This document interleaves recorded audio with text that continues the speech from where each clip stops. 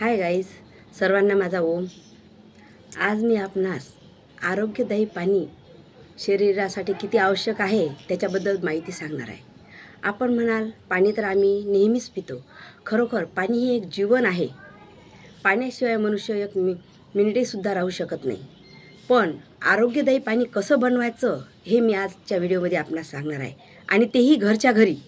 आपण आजकाल आरो लावतो, फिल्टर लावतात, त्याचं पाणी पितो, आणि ते फिल्टर वर असते आणि वरच्यावर पाणी घेतो आणि उभ्यानंच पाणी पितो. त्यामुळे सुद्धा आजार दळतात. ते कसे घालवायचे? आजकाल 3-3, 4-4 लाखाच्या मशीन निघाल्या. त्या मशीन लावून त्याचं पाणी पितात आणि लगेच पोट साफ होते. पण काही सर्वांनाच एवढा खर्च झेपते असं नाही. आपलं सोप्या पद्धतीनं घरच्या घरी आरोग्यदायी पाणी कसं बनवायचं हे आजच्या व्हिडिओमध्ये मी आपणास सांगणार आहे. ते लक्षपूर्वक तुम्ही ऐका आणि आवडल्यास कॉमेंट्स जरूर करा.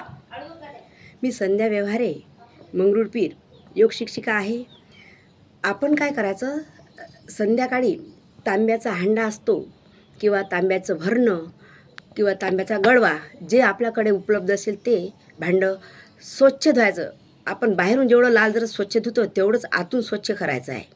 आणि त्याच्यामध्ये आपलं रोजचं नळाचं पाणी किंवा कोणतंही पाणी जे घरी आपल्या उपलब्ध आहे ते भरून ठेवायचं, जे तुम्ही नेहमी पिता ते पाणी ठेवताना एक दक्षता घ्यायची आहे.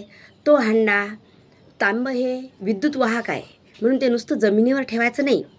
तर तो जे भांडं आहे तांब्याचं, ते तुम्ही एखाद्या लाकडाच्या पाटलीवर ठेवा किंवा स्टीलच्या अळणीवर ठेवा, जेणेकरून जमिनीला त्याचा टच व्हायला नको. लोखंडाच्या अळणीवर ठेवू नका. ते पाणी रात्रभर तसंच ठेवायचं. आणि त्याच्यात ते औषधीयुक्त होण्यासाठी मी काही टिप्स देणार आहे, ते टाकायचे आहे. तर त्याच्यामध्ये तुमच्या घरी जर चांदीचा शिक्का किंवा चांदीचा छोटा प्याला किंवा चांदीची छोटी वाटी, जेही चमचा, जेही चांदीची वस्तू असेल ते स्वच्छ धुवायची, पांढरी शुभ्र, आणि त्या हांड्यात टाकून ठेवायची नेहमीसाठी त्या हांड्यामध्ये. आणि एक वस्तू अशी टाकायची आहे, गुळवेल, गिलोई म्हणते कोणी. गुळवेलाची काडी, या बोटा एवढी जाडी काडी घ्यायची, हितभर किंवा टीसभर. त्याचे भेंडीसारखे छोटे छोटे तुकडे करायचे कैचीनं कापून, आणि ते तुकडे त्या पाण्यात टाकायचे आहे. काय टाकायचं आहे? चांदीचा शिक्का आणि गुळवेलाच्या काड्या. जर आपल्याकडे त्याच्यापेक्षा जास्त काही उपलब्ध असेल, तुम्ही आता चांगलं श्रीमंत असाल तर एक सोन्याचाही शिक्का टाकला तरी चालते. पण सोनं आजकाल खूप महाग झालं, हांड्यातलं हरवलं तर आपलं नुकसान होईल. म्हणून जे उपलब्ध असेल ते मोठं भांडं टाकायचं आहे, आणि ते पाणी झाकून ठेवून रात्रभर तसंच राहू द्यायचं आहे. एवढं पाणी ठेवायचं की दिवसभर आपल्याला ते पाणी नेहमीसाठी जेवण झाल्यानंतर रोज संध्याकाळपर्यंत पुरलं पाहिजे, एवढं पाणी आपण करून ठेवायचं. दुसऱ्या दिवशी सकाळी ते पाणी आपण ग्लासमध्ये घेऊन कोमटच प्यायचं आहे. पाणी कधी तुम्ही कोमट प्या, थंड प्यायचं नाही. हिवाळा, पावसाळा आणि उन्हाळा तिन्ही ऋतूत तुम्ही हांड्यातलं कोमट पाणी प्या.